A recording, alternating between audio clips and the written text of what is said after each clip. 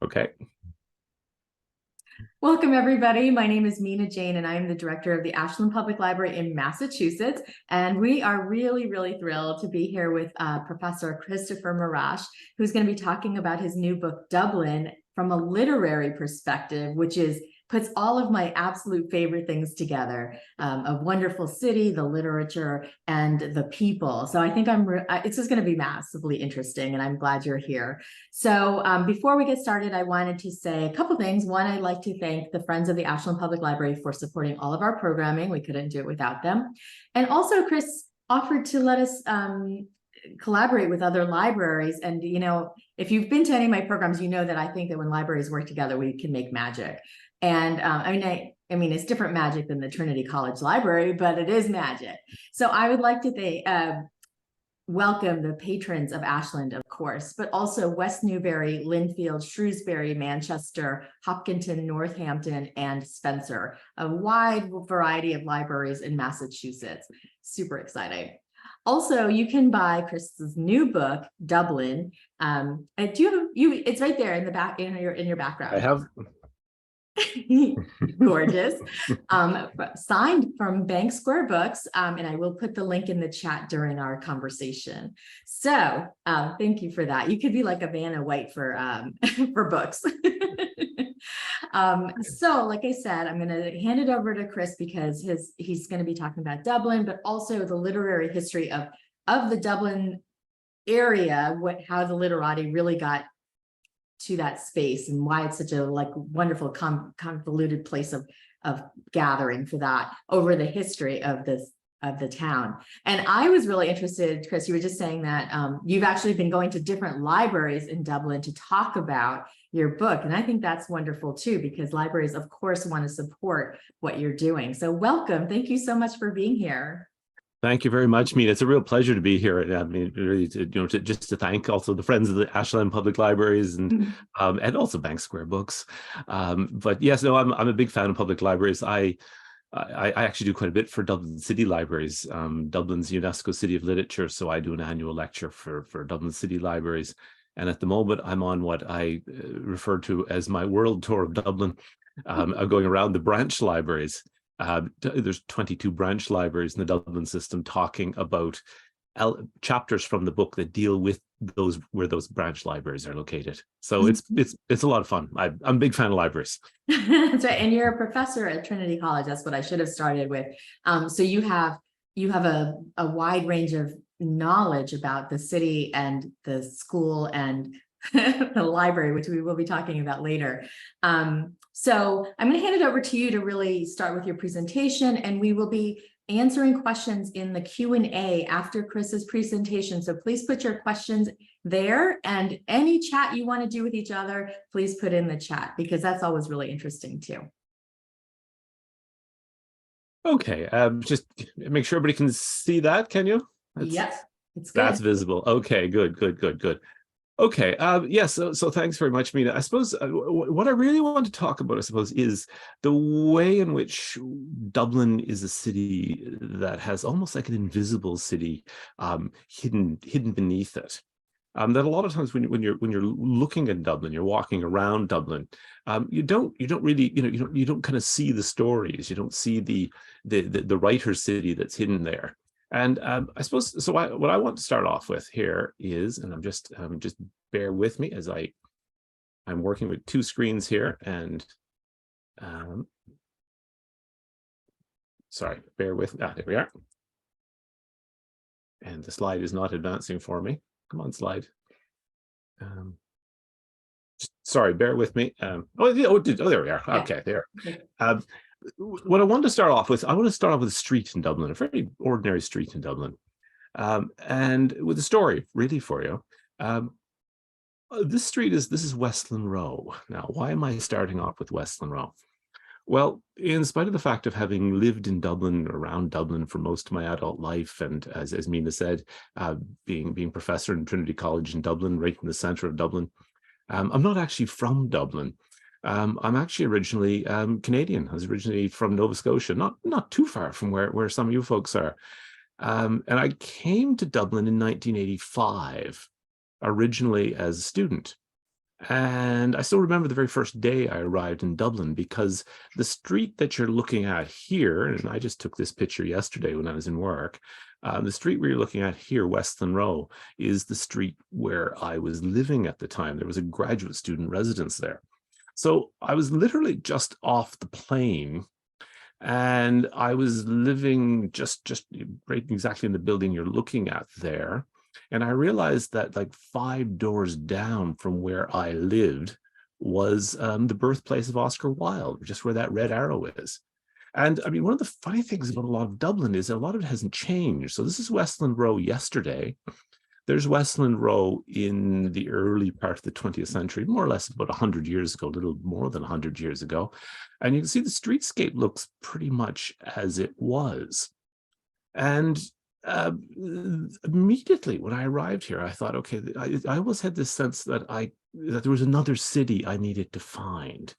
And that awareness that I was like 5 doors down from where Oscar Wilde was born started me off on a little bit of an exploration. So here's 21 Westland Row. I lived at 15 Westland Row. 21 Westland Row is now where my office is. My office is in this building. And it is the place where Oscar Wilde was born. And in fact, as I start looking at the layout of the building, I realized that the room where my office is was probably the nursery, which means it was probably the room in which Wilde was born. And if not exactly where he was born, it's where he spent his very, very first hours of life. So this is 21 Westland Row. And you know, you start to kind of get the stories of this. So here's Oscar Wilde's mother. Now, Oscar Wilde's father, Sir William Wilde, was a surgeon, an eye surgeon.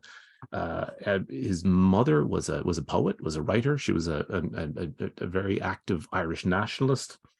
And here she is writing to a friend of hers on the 22nd of November, 1854. She said, "A Joan of Arc was never meant for marriage." She's thinking of herself.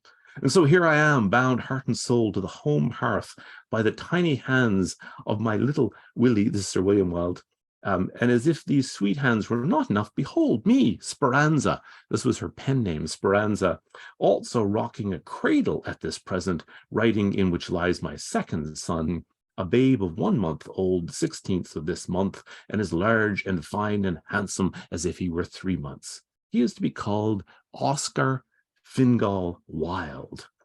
Is that not grand, misty, and oceanic?" So this is where Oscar Fingal O'Flaherty, Wills O'Flaherty Wilde, to give him his full name, was born. And it's I say, it's now where my office is, and it's 6 doors down from the very first address I arrived at in Dublin in 1985, way back then when I first arrived as a student. And I think between those two moments, I've been mentally mapping the city of Dublin as a writer's city and the kind of hidden stories that are there. Because if you look at the street, you wouldn't necessarily pick up these stories. So there's Wilde, this is the figure who in some ways haunts my office, the ghost who's there.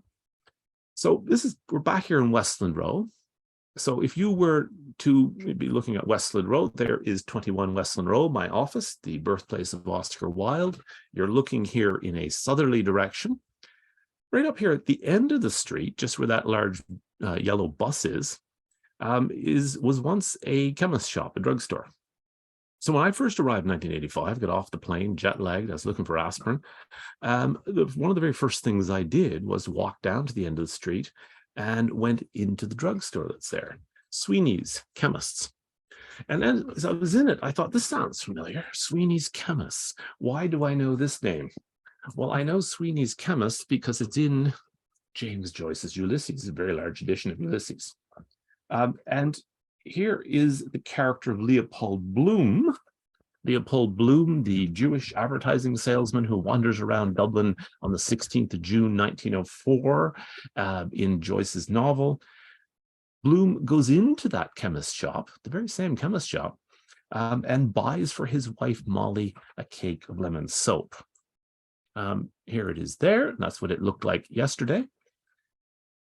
Mr. Bloom said, "Make it up, please. I'll call later in the day, and I'll take one of those soaps. How much are they?" "4pence, sir." Bloom raised the cake to his nostrils. Sweet lemony wax. "I'll take this one," he said. "That makes 3 and a penny." Yes, sir, said the chemist. You can pay all together, sir, when you come back. Good, said Bloom.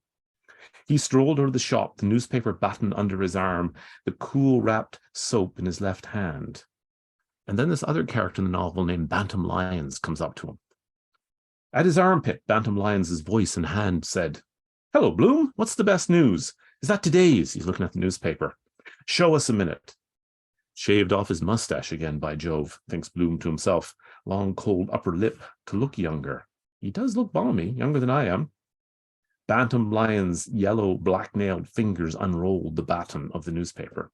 Wants a wash, too. Take off the rough dirt. Good morning. Have you used Pier's soap? Dandruff on his shoulders. Scalp wants oiling.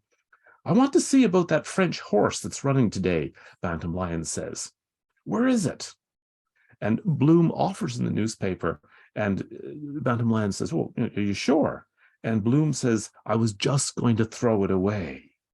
Bantam Lyons raised his eyes suddenly and leered weakly. What's that? His sharp voice said. I said, you can keep it. I was going to throw it away that moment. Bantam Lyons doubted an instant, leering, then thrust the outspread sheets back in Bloom's hands. I'll risk it, he said. Here, thanks. Now, the thing is, on the 16th of June, 1904, the Gold Cup was being run at Ascot, and there was a horse in the race who was called Throwaway, and he won at very, very long odds. Why does Joyce set this particular little scene in Ulysses in this chemist shop where this character of Leopold Bloom is buying lemon soap for his wife? This chemist shop that's still there today, as this picture was taken yesterday. Well, because directly across the road, and there's the boy himself, James Joyce, with his works, Dubliners, Portrait of the Artist as a Young Man, Finnegan's Wake, Ulysses. Because Joyce had met his own wife, Nora Barnacle, directly across the road from Sweeney's chemist shop, here in Finn's Hotel. This is a slightly older picture of it, but it looks more or less like this today. And last year, the Irish writer Nuala O'Connor published a novel called Nora, which is a kind of fictional account of Nora Barnacle, the woman who Joyce marries. And here's the chapter called Throwaway. A horse called Throwaway won the Gold Cup at Ascot. This, I'm told by a man whose hotel room I'm cleaning. The man shouldn't be in the room while I'm here, or I shouldn't be in the room while he's here, one of the two. But I'm so shocked by his attire that my brain can't decide which it is. The man's wearing only an undershirt, and though it's long, he appears to have no drawers on, and he's talking to me as if he's in a three-piece suit crowned with a hat. I stand like an Egypt with rag in one hand and a jar of beeswax in another, trying not to gawp. Throw away, the man says. Can you believe it? He doesn't sound Irish. He may be English. A 20-1 outsider, he roars, and I jump. And all my money thrown away on that damn nag scepter. So here's a contemporary writer. This book, Nora, was published in, was it 2021? I think she published this novel, 2021. So here's a book published only a few years ago that is drawing on Joyce's Ulysses, speaking back to it, and doing so in the kind of fabric of the city that's there today. So we're starting to explore just an innocuous little street in Dublin, Westland Row. Let's keep going. Let's go back out into the street. Here we are back in Westland Row. Again, a picture I took yesterday. Not an important thing, one thing to note here is it's not a particularly amazing street. I mean, you're not going to be looking at Westland Row for its architecture. It's kind of standard Dublin 4-story, this kind of grayish, reddish brick that you see everywhere, mixture of shops and things at street level. Trinity owns some of the buildings on one side, cafes. You have a whole, just an ordinary streetscape. But as we saw, here's Sweeney's Chemists. And across the road is a pub. This is Kennedy's. And Kennedy's pub makes an appearance in the work of another Dublin writer with an association on the street, this time a Nobel Prize winner, Samuel Beckett. Now, Samuel Beckett was born in Dublin. His father had an office just literally around the corner from Sweeney's chemist shop on Clare Street, The author Colm Tobin once said there should be a plaque put up there that says Samuel Beckett did not much of anything here, because he supposedly worked in his father's office, but didn't really do very much there. However, he was writing. And one of the stories he writes in a collection that's called More Pricks Than Kicks that he published, very early on in his career, and this is a kind of early edition of it I have here, is a story called A Wet Night. And it's about his protagonist, character named Balakwa, who is kind of wandering around Westland Row. And he goes into what was a hotel at one end of it, gone now. And then he goes up to Kennedy's pub. And he spends rather too long in Kennedy's pub. 9:30. It was raining bitterly when Balakwa, keyed up to take his bearings, issued forth into the unintelligible world of Lincoln Place, the street that joins the top of Westland Row as Lincoln Place. But he had brought a bottle, and it was like a breast in the pocket of his reefer, his coat. He set off unsteadily by the dental hospital. That's the building between Finn's Hotel and Kennedy's pub. As a child, he had dreaded its facade, its sheets of blood-red glass. Now they were black, which was worse again, he having put aside a childish thing or two. Suddenly feeling white and clammy, he leaned against the iron wicket set in the college wall and looked at Johnson, Mooney, and O'Brien's clocks. There was a clock across the road there. Something to tend by the whirligig, and he disinclined to stand, let alone walk, and the daggers of rain. So this is Samuel Beckett also setting one of his early stories here at the top of Westland Row. So we haven't gotten very far from where I first landed in Dublin in 1985, and already we've had places with associations to Wilde, to Joyce, and now Beckett. Let's go back out into the street. Here we are back again, Westland Row. There's 21 Westland Row, birthplace of Oscar Wilde, my office, 5 doors down from where I first lived. See the railway bridge at the far end of the street. See down there where the bus is.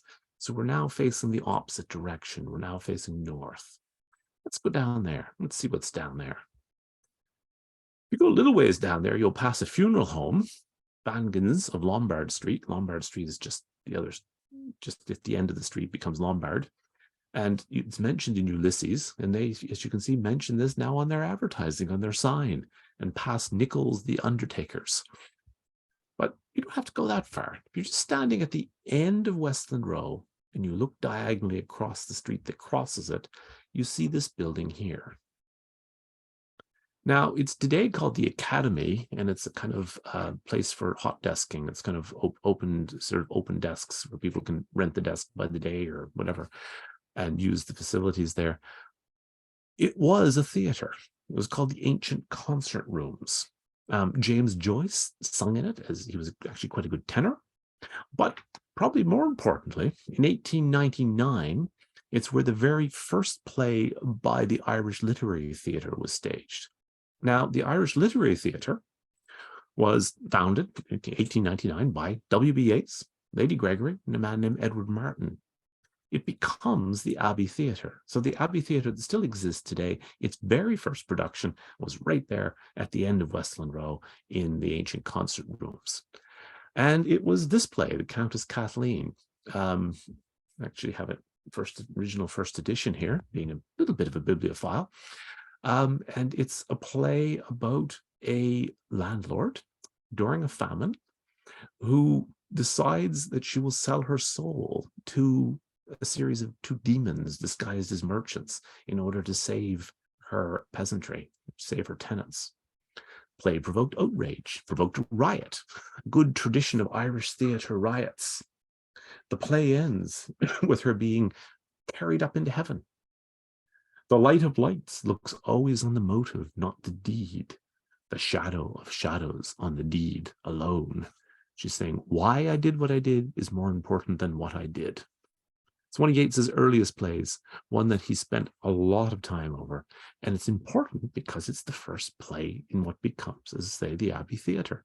And here we are, end of Westland Row. Here's what it looked like. There's actually a production photo that survives from that period. And you get a sense of what that play looked like in 1899. So here we are, just one little street, as I say, this is my very first street in Dublin, and you have all this happening. What's more, the writers who live in these streets have a sense that they are doing something important. Here's Yeats, just a few years after that first production as the Countess Kathleen, saying, "We have turned a great deal of the Irish imagination towards the stage. We could not have done this if our movement had not opened the way of expression for an impulse that was in the people themselves. The truth is that the Irish people are at that precise stage of their literary history when imagination, shaped by many stirring events, desires dramatic expression." There's a sense that Irish writing somehow is not just writers writing, it's writers expressing something that is there in the culture. Now, what I'm trying to do here with Westland Row is just give you a sense of how, in one small little area, there is so much happening, in spite of the fact that if you just look around and look visually, you probably wouldn't get a sense that this was an important site for literature. So I want to move on, because my own experience of the city was very much one of filling in a map. One of the first things I did when I came to Ireland in 1985 was to buy a map of Dublin, and I pinned it up inside my door. And every time I went somewhere, I more or less marked off on the map things that I had found. And in some ways, this book I've just published, Dublin, a Writer's City, it's the culmination of that. It's a book that I've been writing in my head for the last 38 years. So let's go for a little walk around Dublin and see what else we find. Here's the area we've been looking at. It's really just one street that you could walk from one end of to the other in a couple of minutes. There's Sweeney's Chemist, there's the Oscar Wilde Centre, been using this orientation. There's the ancient concert rooms where that production, the Countess Kathleen, took place. There's Sweeney's Chemists right there. Finn's Hotel is over there. Kennedy's Pub is there. So that's to give you a sense of the scale of what we've been looking at, all very, very tightly connected. And this is, by the way, the back of the Trinity campus. The Trinity campus is there to the left. Let's go a little bit further afield. A street called Herbert Street. Again, not a very prepossessing street, and not very far from where we're looking at. If there's our original place, ancient concert room, Sweeney's Chemist, Pier Street, I'm going to go up here to what was a bookshop, Parsons Bookshop. So we're going there. Parsons Bookshop today is actually an insurance company, but the building's still there. It was actually located on a bridge, or is located on a bridge, on Beckett Street Bridge. And it was in some ways the center of a literary culture that existed in Dublin in the 1940s and the 50s and the 60s. Now, a lot of this particular literary culture revolved around pubs, and it revolved around a couple of pubs in particular. Now, take a look at this map. The area, okay, here, just to orient ourselves, there's Westland Row, where that number 11 is. The area we're going to be looking at is around here, this area here, where you see all that cluster of numbers, and 8 there is Parsons Bookshop. I'll give you a sense of scale. And there's a series of pubs in this area here, a pedestrianized area just off Grafton Street, the main shopping street, where a lot of the writers who lived here used to gather. They used to go over there to the pub. And they used to go to one pub in particular. So there's Parsons, and they used to go to this pub over here, which is McDade's. And McDade's was a literary pub. And I'll just read you a description of McDade's. McDade's, and this is from Anthony Cronin's book, Dead as Doornails, a memoir of the period.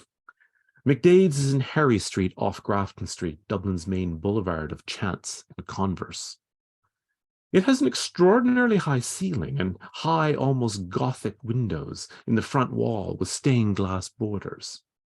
The general effect is church-like or tomb-like, depending on your mood.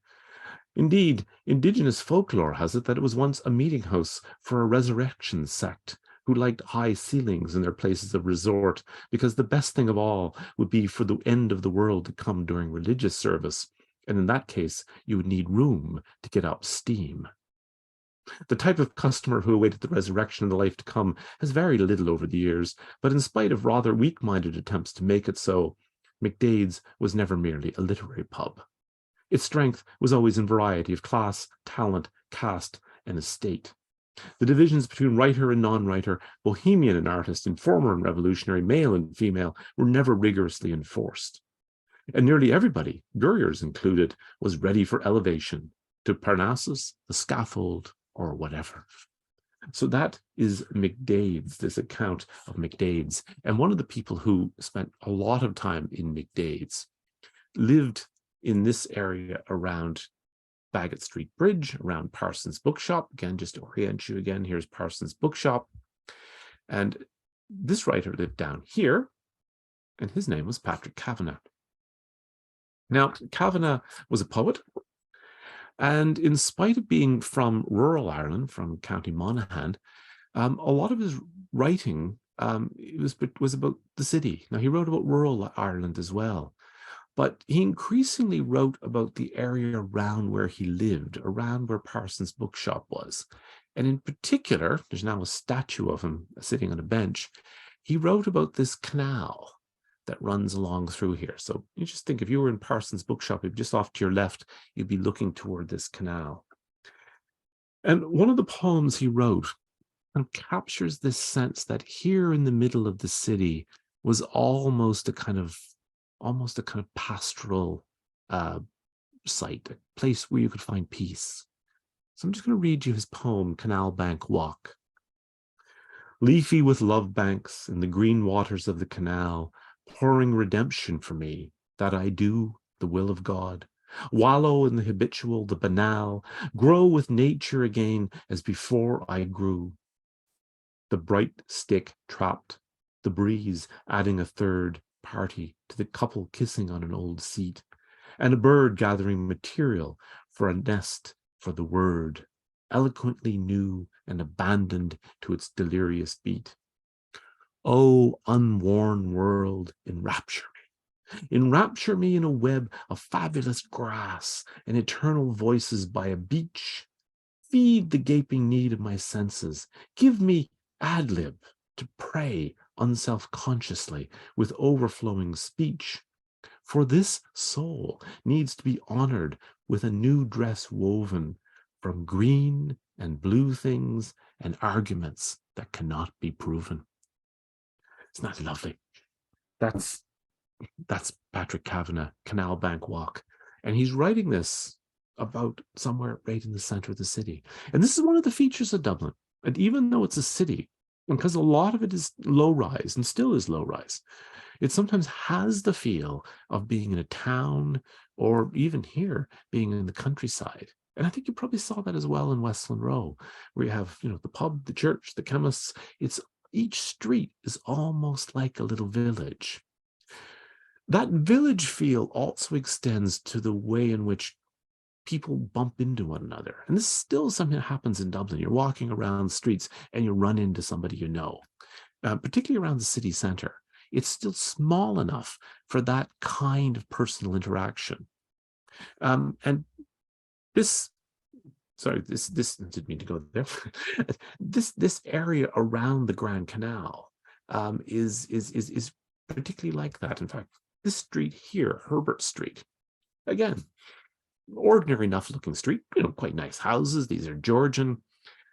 But what you wouldn't know just looking at it is that on this street in the late 1950s, you're around the corner from Parsons Bookshop. You're just around the corner from where Patrick Kavanagh lived. Brendan Behan lived here on this street. And next door to him lived the Irish poet John Montague. And Montague had spent quite a bit of time in the United States, where he had friends like Doris Lessing, who lived there with him for a while, just spent time there with him. John Berryman, who lived both here and at another address around the corner.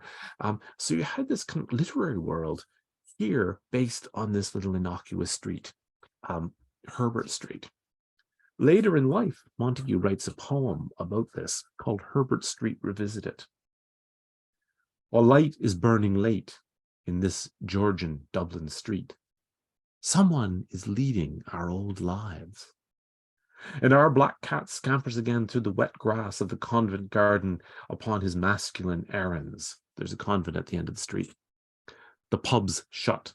A released bull, Bean shoulders up the street, topples into our basement, roaring, "John!" A pony and donkey cropped flank by flank under the trees opposite, short neck up, long neck down. And he has this image of Brendan Behan, coming back to the apartment drunk. And he later goes on to say, "So put the leaves back on the tree. Put the tree back in the ground. Let Brendan trundle his corpse down the street, singing like Molly Malone. Let the black cat, tiny emissary of our happiness, streak again through the darkness to the fall soft cawed into the landlord's dustbin." This kind of evocation of the lives that have been lived on this street that are gone, but in some ways haunted. And that very much for me captures a lot of the sense of Dublin, of having these lives that have been lived there so intensely. And the life lived so intensely that John Montague really conjures here is this man, Brendan Behan, author of plays like The Queerfellow, the memoir Borstal Boy, one of the really kind of powerful writers of the period, but also a powerful personality. A man who drank more than he should have, died young as a result, but had a powerful sense of his own persona as a writer, as a public writer, and as a kind of entertainer. So here's Anthony Cronin again talking about Brendan Behan in the pub, in McDade's pub. He said, "You could not have a better companion in a day's idleness than Brendan. He was a kaleidoscopic entertainment." What a great phrase, a kaleidoscopic entertainment. But was also fecund in serious ideas. He had a line of bemused wonderment about the activities of the world, which was only partly an affectation, for he was genuinely naive in certain ways and full of genuine questionings. And he knew, too, when to drop the act and showed himself capable of intimacy. The salt, which makes penury palatable, ironic comment on all forms of possession and ownership, sometimes quite savage, he had in abundance. He also, in those days, had the remarkable gift of being able to realize and humorously illuminate the other person's circumstance while comically explaining his own. He was a good ally, fiercely contemptuous of all who disapproved of one's way of life. And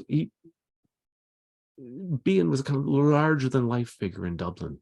And this period that I'm kind of evoking here, around all these people who lived around Herbert Street and Baggot Street Bridge, was a period when the writer in Dublin was a kind of public figure. Behan wrote for the local newspapers in Dublin, so did Patrick Kavanagh. They spent a lot of time in the pubs. You could go to the pub, and there they were in the pub, larger than life. And there was a sense that the writer was not somebody who kind of hid away and produced a work every so often and then reappeared, that the writer was a kind of public figure. So that's one thing we find when we're in this part of Dublin around Herbert Street. But there's another sense of the city that I find equally fascinating, and this is the kind of layers that exist in the city. So if we go back to our map, okay, here's number 7, Parsons Bookshop. 6, that statue of Patrick Kavanagh by the canal that we saw a few minutes ago. 8 is where Kavanagh himself lived. Around the corner is a place called Raglan Road, in which he wrote a famous poem, which you may well know because it became a song by the Dubliners. Here is where Brendan Behan lived. Here's where John Montague lived, the poem I just read you, Herbert Street Revisited. And here, in the laneway behind them, Herbert Lane, was a little theatre called the Pike. And it was in the Pike Theatre in 1957 that Samuel Beckett's most famous work, Waiting for Godot, was first staged in Ireland in only the second ever English language production in the world. I mean, it played here before it played in New York or anywhere else outside of London or Dublin. And here's the program from it. Waiting for Godot. In fact, it was so successful in Dublin in 1957, in spite of evoking outrage in other places, that it went on tour. And I always like to think, Waiting for Godot played the town hall in Carlow, which is a small enough town in Ireland, before it played New York, which I always think is kind of a nice little nugget. But this is Waiting for Godot was performed in this little laneway. Now, why is that interesting? Well, the producer of the play decided that he would take the character of Pozzo in the play and dress him like an Anglo-Irish gentleman. Now, if you know Waiting for Godot, there's two characters, Vladimir and Estragon, who are waiting for Godot, who doesn't show up. Spoiler alert. And along comes this man, Pozzo, who's like a kind of aristocrat. And he has a servant on the end of a rope named Lucky. Now, what the director of the play in 1957 in Dublin decided was, well, Ireland knows what an aristocrat sounds like. They sound like members of what are called the Anglo-Irish, landowning members of the Church of Ireland who owned actually a lot of the country at one point. So he decides he's going to give Pozzo the clothing and accent of an Anglo-Irish gentleman. Let me just give you a sense of Pozzo's conversation. The servant has just been, they're talking about the servant, Lucky. Vladimir says, he's bleeding. Pozzo says, it's a good sign. Estragon says, yeah, I'll never walk again. He's just been kicked by him. Vladimir says, I'll carry you if necessary. Pozzo says, he's stopped crying. You've replaced him, as it were. The tears of the world are a constant quality. For each one who begins to weep somewhere else stops. The same is true of the laugh. Let us not then speak ill of our generation. It is not any unhappier than the others. Let us not speak well of it either. Let us not speak of it at all. And he's kind of full of these kind of pompous sort of generalizations, but completely indifferent to the suffering of his servant. Now, why is this particularly interesting that this happened in Dublin in 1957 in this particular place, this little alleyway, Herbert Lane? Well, let's go back to our map. On the other side of Herbert Lane is Herbert Place. In Herbert Place, at 15 Herbert Place, the writer Elizabeth Bowen was born. Elizabeth Bowen was very much of that Anglo-Irish class. Her great novel, The Last September, is about the fall of an Irish estate, an Irish big house, as we call them. And her family had both this huge big estate in County Cork called Bowen's Court and this house on 15 Herbert Place. This was their town residence. She was born in 1899.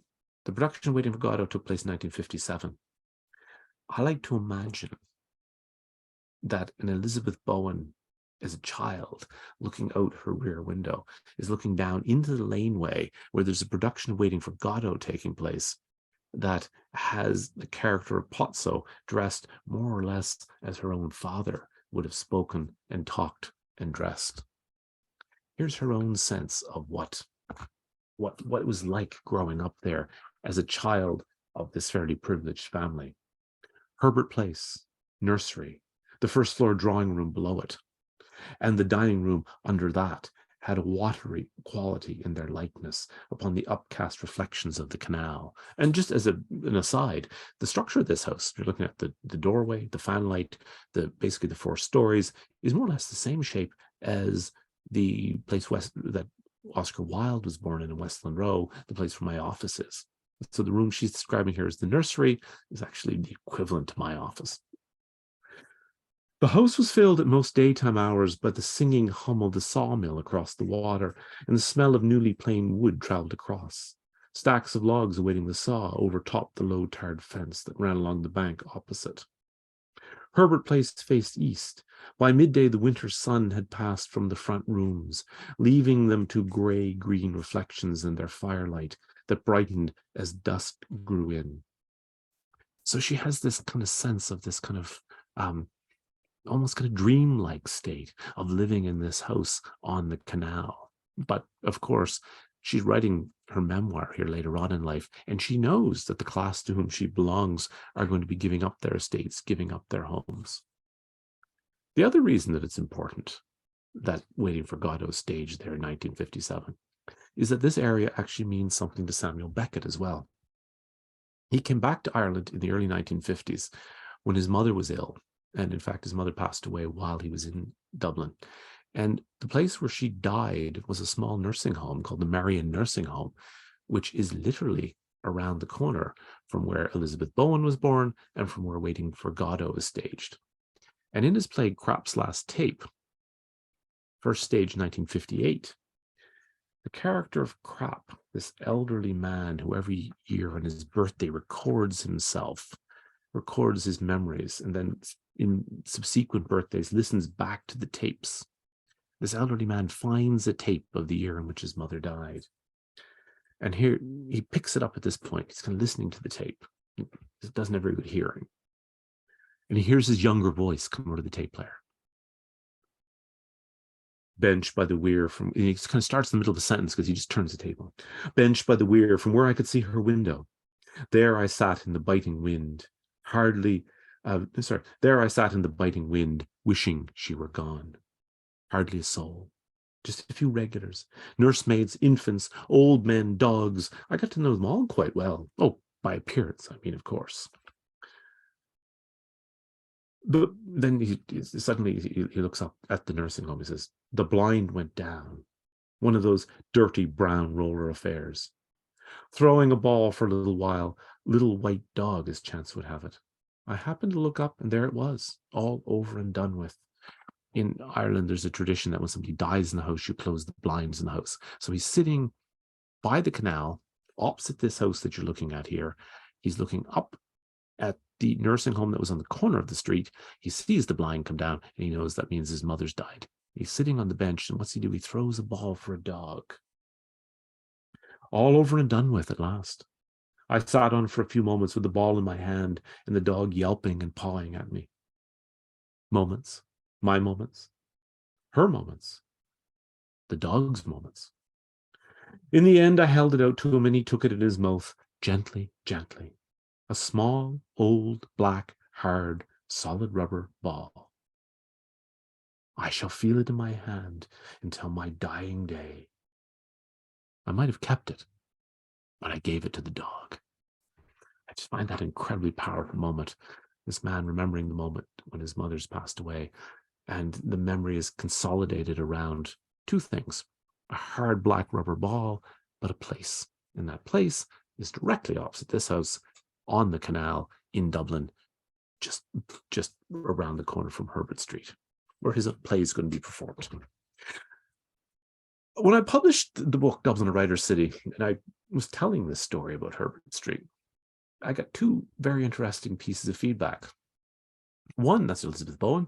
One was from the writer Dermot Bulger. He's a kind of significant Dublin writer who wrote a piece earlier this week on the 10th of April, it's today the 15th, so 5 days ago, in the Irish Independent, where he basically told the story that I didn't know, that after Elizabeth Bowen's family moved out of the house, it was turned into apartments and flats, and his father and mother lived there.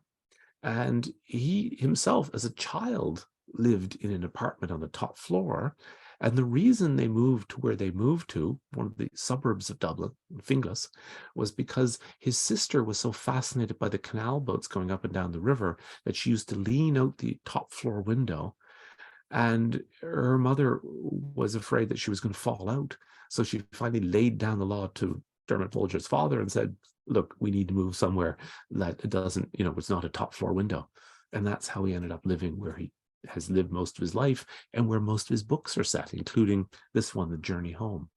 And I didn't know this. So there's another layer to it. I also got an email from Sebastian Barry, the novelist. And Sebastian sent me an email to say, I'm very much enjoying your book. I was born around the corner in what became a private hospital, which was the same one where Beckett's mother had passed away. So Sebastian Barry, a novelist writing today, and his book Old God's Time was published a few weeks ago, was born in this area as well. So here are streets that if you just walked down them and you just looked at those brick houses, you would have no idea that there's all this going on here, this rich literary life. So those are two streets. Now, as a way of moving toward a conclusion, I want to open things up a bit. Because one of the features of Dublin, one of the things that makes Dublin what it is that it's beside the sea. And there have been some very particular ways in which Irish writers, Dublin writers, have responded to the sea. So I want to just, as a way of moving toward conclusion, it seems a kind of poetic justice to move out to sea. So I want to move us out a bit towards the coast. And I'm going to use Elizabeth Bowen, she who was born in 15 Herbert Place, as you now know, as a way of doing this. In one of her short stories, written during World War II, called Unwelcome Idea, she tells the story of two women who are basically meeting on the tram that heads from more or less where she lived there out towards the coast. And the unwelcome idea is that the war, which Ireland has stayed neutral in, Ireland's not involved with, could come to Ireland, but it's never spoken. But here's how Bowen writes, and she's just a beautiful writer. And if you've never read Bowen, go read The Last September, read the short stories. She's a beautiful writer. Along Dublin Bay, on a sunny July morning, the public gardens along the Dalkey tram line. Dalkey is a kind of, well, it's a suburb now. It was a separate little village along the coast of Dublin. The public gardens along the Dalkey tram line look bright as a series of parasols. Then, at a point, the whole bay opened. There are nothing but flats of grass and the sunk railway between the running tram and the still sea. An immense glaring reflection floods through the tram. The houses become more weathered as you approach the sea, and stucco slate and slate fronts, blotched Italian pinkwash, dusty windows, lace curtains, and dolphin lines seem to be the eternity of this tram route. Look at how she does that. What starts off as something really simply descriptive suddenly becomes the eternity of this tram route. And then suddenly it becomes a kind of meditation on time. Quite soon the modern will sag, chip, fade. Change leaves everything at the same level. Nothing stays bright except the mornings. What great writing. But what I find interesting here is how, as the train moves toward the sea, she has a sense of eternity, of time stretching out as this kind of vast expanse before her. And why is that interesting? Because she's not the only writer who experiences Dublin Bay that way. In James Joyce's Ulysses, the character of Stephen Dedalus, the counterpart to Leopold Bloom, starts out in a Martello Tower, this kind of tower that is on the edge of Dublin Bay, and he makes his way into the city centre. And at one point, he's walking along Dublin Bay, and when the tide goes out in Dublin Bay, you get these massive tidal flats, what's called Sandymount Strand. And Stephen Dedalus asks himself, am I walking into eternity along Sandymount Strand? And here's one of the things that I think characterizes Dublin. You have streets like Westland Row, Herbert Place, Beckett Street Bridge, where you have this really tight village-like concentration of humanity, of human life. But juxtaposed to it, providing a contrast, is this expanse of the sea and of the bay and of the strand. So that you can ask yourself, and you do feel like asking, am I walking into eternity when you're in Sandymount Strand? It's what we just saw in Elizabeth Bowen. We see it here in Joyce. There's Joyce again. But we're going to see it in other writers as well. So here's a kind of map of the coast. And just to put things in perspective, where we were in Herbert Place is just about where my arrow is there. There's the strand itself. And what happens is the tide goes out of where that red arrow is and leaves these big sand flats. There is the Martello Tower, where Joyce begins Ulysses. The opening of Ulysses is more or less at that Martello Tower. And this is what Stephen Dedalus says to himself, and that's looking out over Dublin Bay.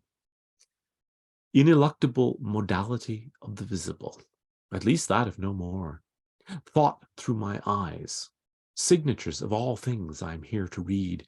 Sea spawn and sea rack, the nearing tide, that rusty boot, snot green, blue silver, rust, colored signs. ineluctable modality of the visible. What's he mean by that?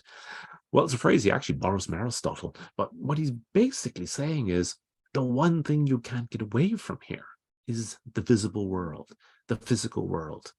It produces thought. It gives you something to ground your thought in. And I think that's what happens with a lot of writers. It's what underpins Ulysses. But all the writers we've been looking at have grounded their thought in the material circumstances of Dublin. And this is Stephen Dedalus almost reflecting on this as a writer himself. And as a character, he's also a writer. This sense that Dublin Bay provides you with a place where you can have these big abstract thoughts, these big ideas. And as I say, he's not alone. We see Elizabeth Bowen, the same kind of reflection on time opening up, on eternity. Well, there's more here.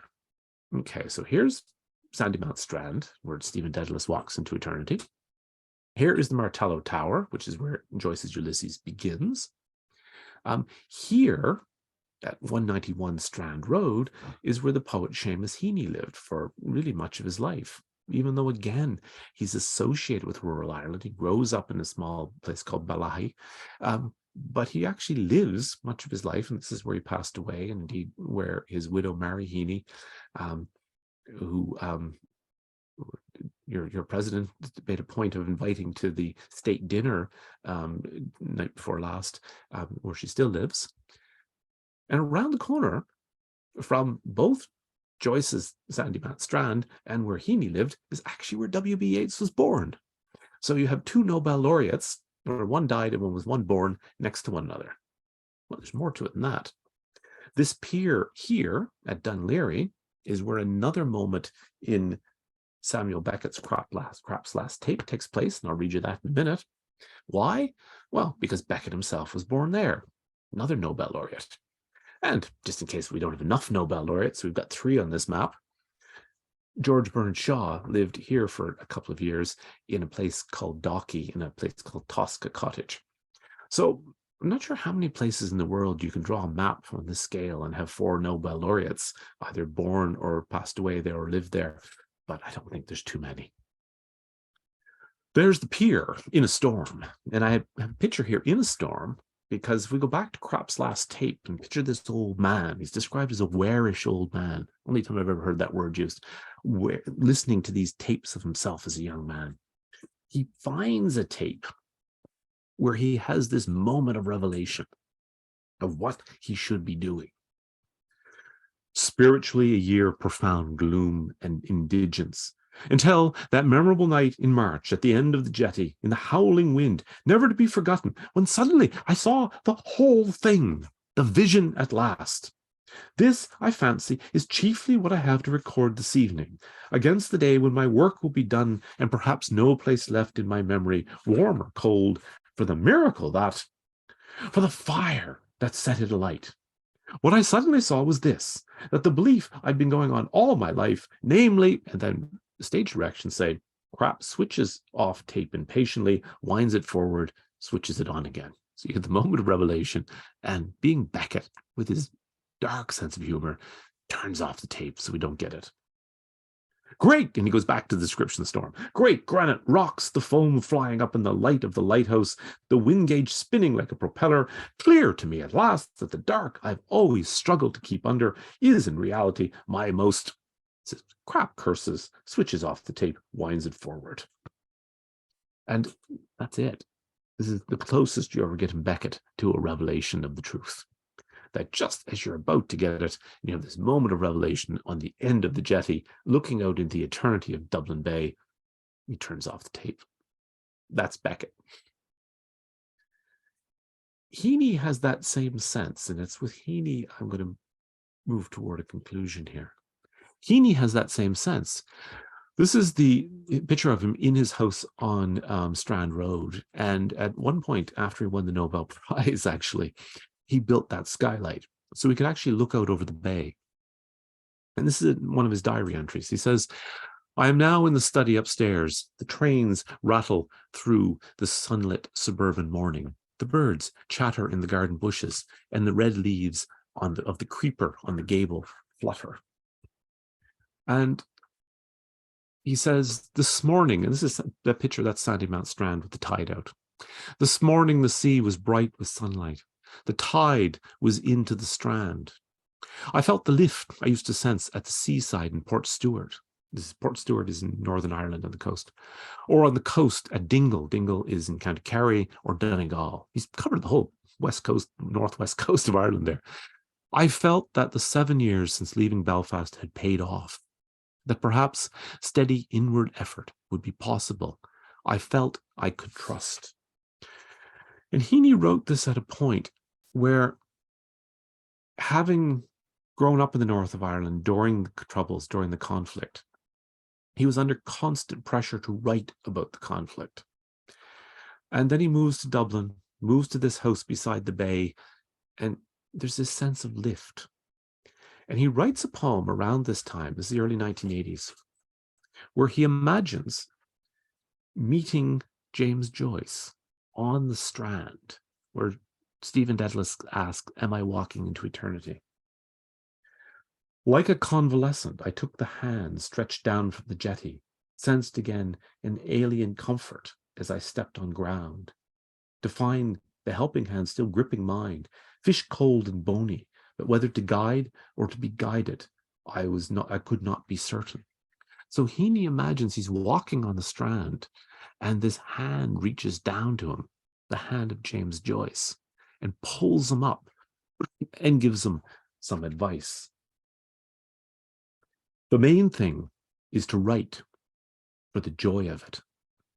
Cultivate a work lust that imagines its haven like your hands at night, dreaming the sun in the sunspot abreast. You are fasted now, light-headed, dangerous. Take off from here, and don't be so earnest. Let the others wear the sackcloth and ashes.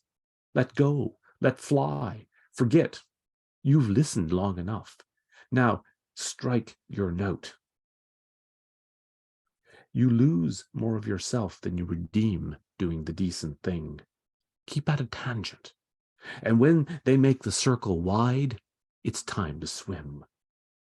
Out on your own and fill the element with signatures on your own frequency, echo sounding searches, probes, allurements, elver gleams in the dark of the whole sea.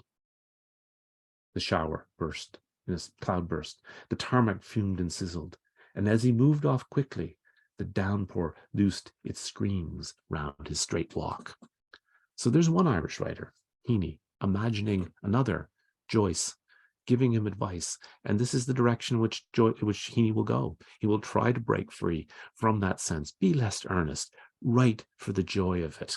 Develop what he calls a work lust. Write because writing is what matters.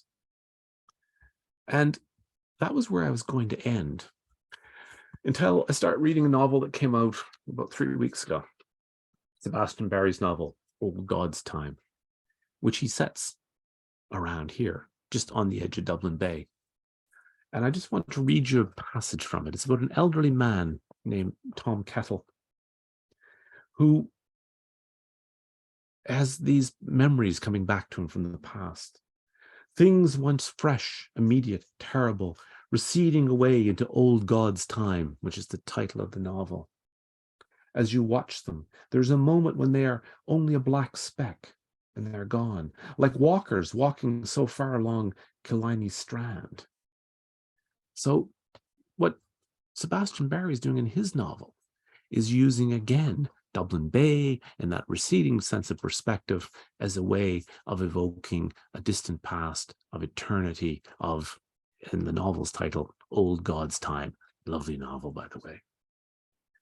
So that's, I think, where I want to end it, with the contrast between the almost village-like intimacy of streets within Dublin, like Westland Row, around Herbert Street and Bagot Street Bridge, and that very human, intense kind of life. And the constant awareness that right next door to you is this expanse of ocean, this expanse of sea, and it's just the Irish Sea, this expanse of sand that allows you to think the big abstract thoughts. And I think it's between those things And once writers start talking to one another across generations, that you get the sort of writer city that we find in Dublin. And I think that's where I'll leave it, because I'd like to hear from you now a bit as well. Wow, thank you so much. This is amazing. I mean, I've learned so much about authors I've already known, and now I feel like I've just added to my TBR pile. Yeah. I mean, that Sebastian Barry novel, is say, it only came out a few weeks ago. Picked it up in the bookshop. This is one to order for the library, Mina. Oh, It is a great read. Very, very powerful piece of work. I'm on it. Absolutely. And I think we have so many librarians here. So I did want to, so like I wanted to tell people, to remind you that you can put questions in the Q&A and I'll moderate them at this point. But I think I'm going to start with, one of the libraries we've partnered with is Northampton, and Northampton is very well known in Massachusetts for being like a writer's enclave, mostly for children's lit. But I'm curious about what you think made Dublin so attractive to so many heavy hitters for the Dublin Irish writers. I know you said that the sea and all of that, but there was that internal look too. Yeah, I think there's a couple of factors. And a lot of it kind of happens around the time of, when I mentioned Yeats and Lady Gregory and that Irish literary revival at the beginning of the 20th century. And part of it does have to do with scale, that the city is small enough that writers could know one another and would run into one another.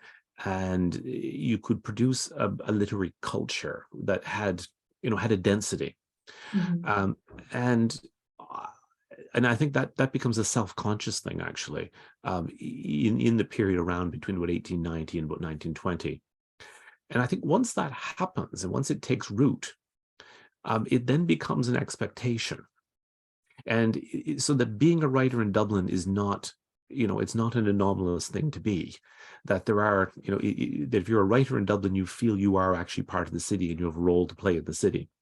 And I think there's two things happening. There's a kind of self-conscious moment when the conditions are right. And some of it also has to do with things like real estate.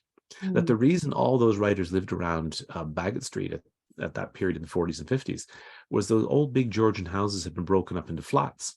So you could live in one for, a couple of pounds a week. And the reason not very many writers live around there anymore is that the real estate in that part of the city has gone through the roof. So, one of those houses on Herbert Street today would, sell somewhere north of 2 million. So, there's not many writers that are going to be living around there anymore. So it was a combination of sort of an optimal level of economic underdevelopment to allow rents to be cheap, and the sense that literature was important. That's interesting, because do you think that also because once sort of like, because somebody becomes very, very well known as a writer in a place, that it attracts other writers as maybe an inspirational space? Yeah, no, I think that's absolutely the case. I mentioned just in passing there, say John Berryman. Berryman shows up in Dublin about 1965. He knew John Montague in the States. And he arrives in Dublin, and I think being just about passed away, Patrick Kavanagh was alive, but there was a literary culture, and it was a public literary culture, and it was it was very much a drinking literary culture, and that suited Berryman down to the ground. And he spent quite a bit of time there, and there's a number of the dream poems that are actually set in Dublin. So you get writers being drawn to the city, and that has continued since. That you get writers who are not from Dublin who this decide, well, it's a good place to be. Steve says, thank you for the presentation. Where does John Banville live in Dublin? Not an exact address, but maybe in the area. John lives. John's written a lovely book, which I should be able to pull off my shelf here without too far. John's published a lovely book called Timepieces, a Dublin memoir. And when he first moved to Dublin from Wexford, he lived literally around the corner from Herbert Street. So that slide we saw of Herbert Street, he lived, if you went to the end of the street and turned left, that's where he lived. And if you know his Benjamin Black crime novels, the character Quirk, his rooms are literally there. Banville put Quirk in his old rooms. So Banville writes very movingly about that part of the city and the canal. At one point, he says, if I had a perfect place in the world, it would be that stretch of the Grand Canal. Oh, wow. He now lives not too far from there, it's sort of just down toward the bay. So if you went from Herbert Place to Dublin Bay, he lives in that stretch down there. So it's quite close to the city centre. He also used to keep an apartment just on the Liffey to write in, just purely to write in, because he liked being in the middle of the city to write. That's interesting. Like, some people get inspiration from the quiet, and some people get it from the crowds and the busyness. Yeah. He's a real city person. He's still very much a public figure as writer. I mean, he wears quite a distinctive long black coat and this big black fedora, and you do see him around. And there's certain restaurants in the city. He's not a pub person, but there's certain restaurants in the city you'll see John in, and he is that kind of writer as public figure. Lisa asks, how much influence did Yeats have on Heaney, even though Seamus was from Northern Ireland? Yeah, I mean, Heaney's written about Yeats. I mean, I think for any Irish poet, Yeats is just an inescapable presence. Just Yeats's poetry is just so powerful. One of the things I've been interested in more recently is Yeats's theatre, because the plays are less influential. And the more I look at them, the more amazing I think they are. I think we're just catching up to where he was as a playwright. But Heaney actually has a very good essay on Yeats. He's a couple actually, where he talks about just how powerful and influential Yeats was. I mean, I think he's probably been influential to so many around the world. Yeats is so well known, of course. Steve says, where do today's authors live, and do they have a certain area of Dublin that they kind of hang out in? No, and I think this is a change that has happened in the city.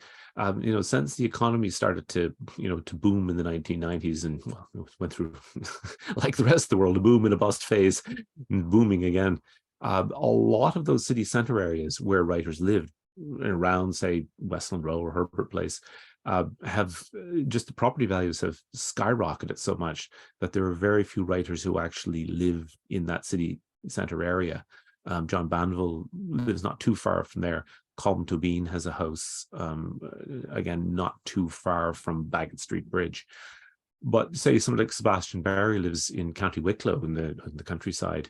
And I think the other thing is there are writers like, I mentioned Dermot Bulger, and the other writer, say Roddy Doyle, very well-known writer, who would make a point of writing about suburbs. They're saying, look, if Dublin is going to be a living writer's city, we need to have a literature that deals with the part of the city where most people actually live. And these are the kind of outer suburbs.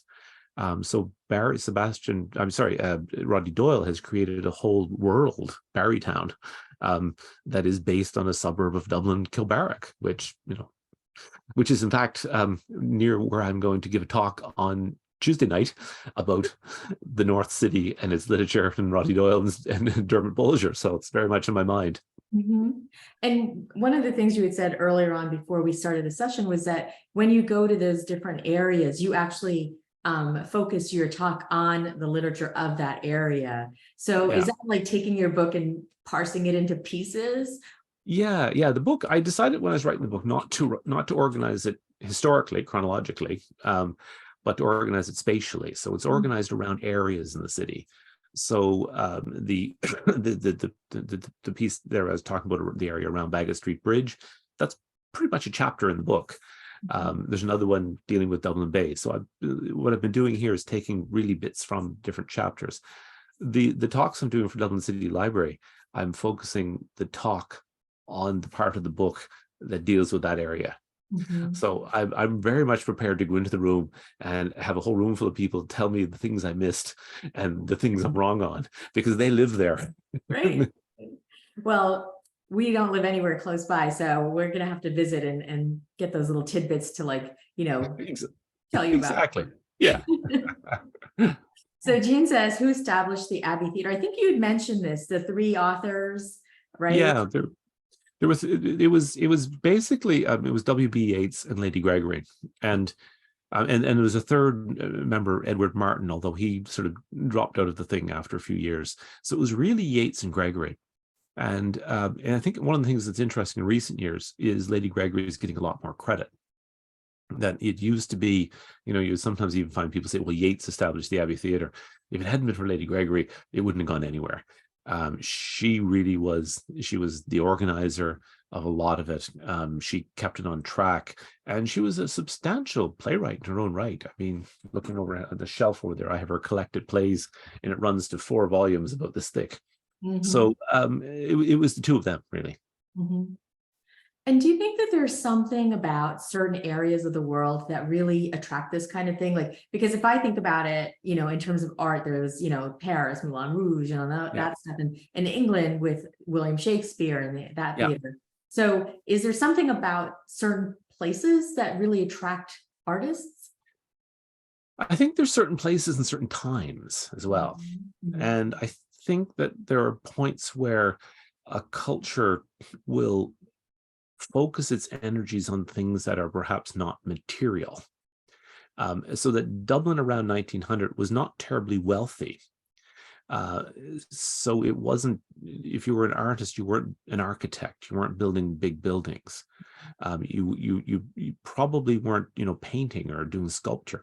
You were doing things that were lightweight, flexible. You think of, we think Joyce now is such a major writer, but he struggled to get himself published. Mm-hmm. He struggled to get Dubliners published, or Portrait of the Artist. Had to publish Ulysses in Paris. So as a writer, you could be flexible. You could be adaptable. And I think that's one of the things that focuses energy around writing, at least initially at certain moments. Mm-hmm.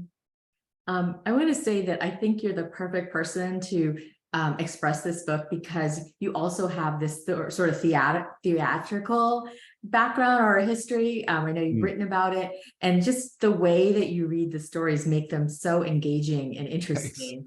Or the snippets that we heard today. I just want to go out and read all the books. Good. But also, you have written about a variety of things: the famine, obviously the Dublin and the Literati, but also, like I said, the theater. So, like, how does this all come together for you? Like, how do you pull what you're going to write next from all of your interests? That's a good question. At the moment, I'm interested in the question of where Irish literature goes from here.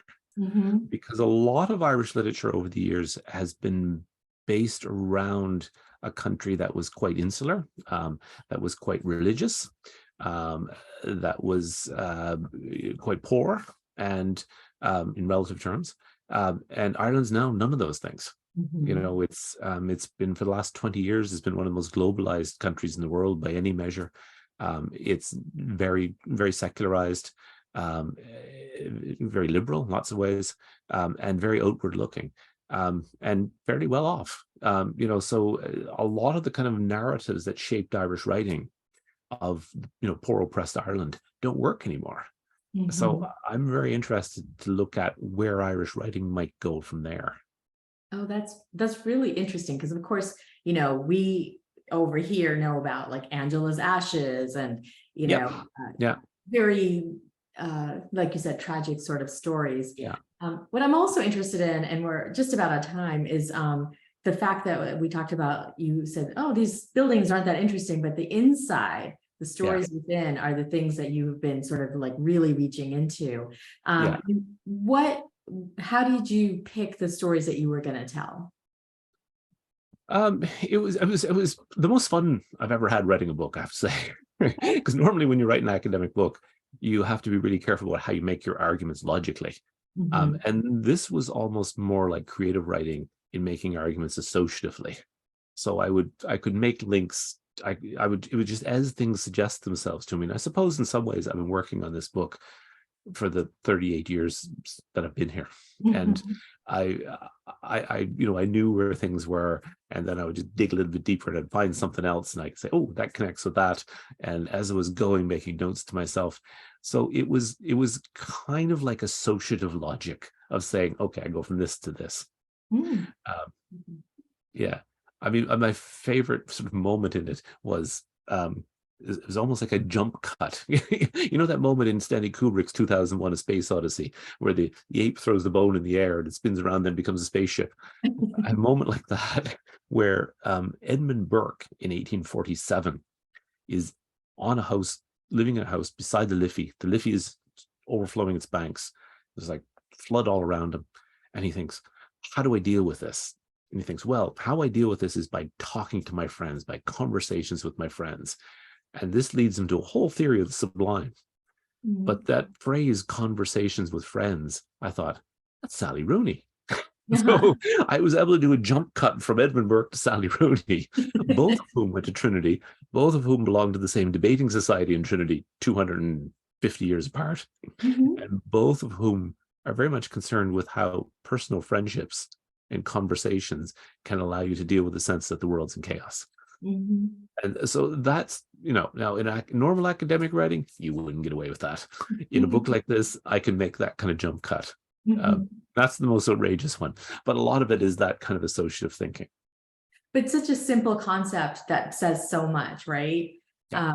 The conversations with friends. So, which brings up an interesting question that Jim has about, not about Sally Rooney, because Sally writes fiction. Yeah. But he says, what about Dublin or Ireland moved writers to direct their writing to poetry and theater specifically? Yeah, I think that's again, there's two things. I mean, one of the things I've always been fascinated with is why theater becomes so important in Ireland, because before Yeats and Lady Gregory found the Irish Literary Theatre, most of the theatre in Dublin is big touring shows from other places, by and large.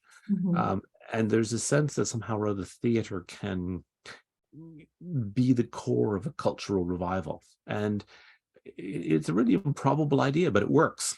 And poetry, I think, also there's that sense that with poetry, you don't need a lot of resources to do it. A person can sit down and write a poem, just need a little magazine to publish it. And so it's the kind of thing, cultural production, that you can do on a shoestring and be very flexible with, unlike being an architect. And so that once that idea gets embedded, that being a poet is a valid and important part of Irish culture, then people who are inclined to write poetry will write poetry as opposed to going in other directions. And for me, one of the great marks of that was when Seamus Heaney passed away in 2013. The main Irish newspaper, the Irish Times, published its front page with a black border around it and devoted the whole front page to Seamus Heaney. And there's not too many countries in the world that would mark the passing of a poet in the way that you'd mark the passing of a president or a king, or so that kind of level of respect is still there. That's amazing. Yeah. I have a couple more questions, and one is, what do you think came first? Well, you probably know this, Trinity College or the writers around it? Oh, well, very much Trinity came first because it was built in 1592. So there wasn't a lot in the way of literary culture in Dublin before that. Okay. And it's really, and there isn't really for about the first half century or so. So the first kind of significant writer who goes to Trinity that you'd probably pick out would be Jonathan Swift, who goes to Trinity in the late 17th century, and then, of course, begins writing in the early 18th century. And then you get Gulliver's Travels, Modest Proposal, and so on and so on. But from then on, you get a fairly steady flow of writers, and partly because it is the only university for a long time, up until the middle of the 19th century. And then it's also the university that the kind of Protestant elite go to, and there's very much a sectarian division in Ireland for a long time. So the people, I suppose, who had the leisure to write and the time to write are the ones who are going to Trinity. But then that changes by the time you get to the 20th century, but by that point the tradition's already bedded in there. I mean, my students sometimes think I'm joking when I keep telling them the writers who went to Trinity. I mean, everybody from Jonathan Swift to Samuel Beckett to up to Anne Enright in the present moment. Just John Connolly, the thriller writer. Trinity English. But I mean, I knew that Trinity came much sooner than a lot of these writers, but I just think that a college like that or a university like that has such a passion for writing, the arts, that can be such a draw to people who have Yeah, that ability. Yeah, no, I think it is. And I mean, a good example would be, say, a contemporary writer like Sally Rooney, who, grows up in Castlebar, which is a small town in the west of Ireland. That's where my daughter went to for her study abroad. Oh, right. Okay, right. I said Galway, but I meant Castlebar. Yeah, Castlebar. Yeah, County Mayo. She, she was, very, very bright, very smart as a secondary school student. And so, where did she want to go? Well, she wants to go to Trinity and study English, and that's what Normal People is the story of two students, both Connell and Marianne, those two characters, who that's what they decide they want to do. So it becomes self-perpetuating, that you're aware, if you're a student and you want to write in Trinity, that you're in the University of Samuel Beckett, you're in the University of Sally Rooney, of Anne Enright, of whoever. And that extends right across the board. And I say, even like crime writers, I used to teach a course on Irish crime fiction, and it was alarming, the number of Irish crime writers who had gone through Trinity. And at one point I looked around the room and I thought, how many of these students are currently thinking about really inventive ways of killing people and getting away with it? Because that's what crime writers do. That's true. And if you write a story about killing their professor, you're gonna have to watch it. Yeah, exactly. Oh my gosh, that's right. And so at the beginning of this, you said you had a story about giving President Biden a tour of the library. Yeah, I did. I showed your president around the library before Trinity gave President Biden an honorary doctorate in 2016. And then the following year in 2017, he came to Ireland on a kind of personal visit. And I was the vice provost of Trinity at the time. And I was on my way into work and I got a phone call from my PA saying, I've just cleared your diary. Joe Biden is arriving in about half an hour. Will you show him around? And it was the most amazing thing, because it was just a spur of the moment thing. It was a personal visit. He was with some of his family, with I think one of his nephews and a few others. And the security didn't clear the campus. It took him a solid hour to walk across Front Square. Front Square is not that big, because everybody who saw him, he had time for. I've never seen somebody who had the ability to give the sense that the conversation he was having at that moment was the most important one he was going to have all day. Mm-hmm. He talked to everybody, and I took him into the old library, and in our old library, we have the Book of Kells, the most famous thing there, the medieval manuscript. But we also have a copy of the proclamation that was read out in Dublin in 1916 during the rebellion. And it is basically the proclamation of an Irish Republic. Mm-hmm. And it was written by rebels who were also poets, Patrick Pearse, James Connolly. And again, there's a sense that, writers, rebels, politicians all merge. Mm-hmm. And so I took President Biden over to the proclamation. I start reading out bits of it to him. And there's a phrase in it where the Republic commits to honor all the children of the nation equally, which is a powerful phrase. And he really got it. And he picked up the ways in which it had echoes of the American Declaration of Independence. And he kind of looked around the room. And the old library was built in 1735, when Ireland was not a very stable place. It was warfare. And I always think it's a great statement of faith in the future to build a library, because it says, what we had in the past is worth preserving, and it's going to tell us about the future.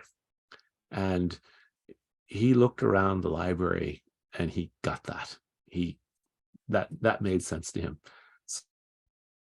I think, to me, I was very impressed with him in that time, because he really got libraries. And anybody who gets libraries is a good egg in my book. Well, and I'll tell you one final bit. As he was leaving, I wanted to have a student to show around as well, and there were no students around. It was just early September. Our classes hadn't started, and my son was doing a master's in Trinity at the time. And I thought, okay, the one student I know who will show up is my son, because he has to. So I phoned him up and said, look, do you want to be vice president with us? He was at the time Vice President Biden. And Christopher said, yeah, sure. So my son and I had been with him all morning. And as President Biden was leaving, put his arm around my son, put his arm around me, and he leans over to my son and he says, I want to tell you a secret about fathers. They're a lot of work to raise. He gets off and goes in the car. Oh my gosh, that's awesome. Well, I think your son did a very good job with you. Thank you. I feel like I could talk to you all day. This is amazing. And if they do decide to throw any books away from the Trinity College Library, please hold on to them. I will come and get them. Right, will do. Okay. So thank you so much for this fascinating conversation about your book, Dublin, but also the stories that you have been able to really, you know, highlight for us that make them come alive. So I really appreciate that. Thank you, and thanks to everybody that tuned in. It's a big ask to tune in on a Saturday morning when I think the sun is shining over there, isn't it? It is, but it's a little chilly, so you know, we'll take the inside with the cuddly blankets. But this has been fascinating. I appreciate your time. I know you do so much, and I wish you luck with this book. And I do want to ask, what is your next book? Are you working on something? Yeah, I think I'm going to try and do something about the future of Irish writing and future of Irish studies. So that's taking shape. Okay, excellent. We'll look forward to that. And thank you everybody for coming. I'll send out a recap with the video link and some resources. And I hope you all have a wonderful day. Christopher, thank you. Thanks very much, Mina. Thanks for inviting me. Thank you. Bye-bye. Bye, everybody. Bye-bye.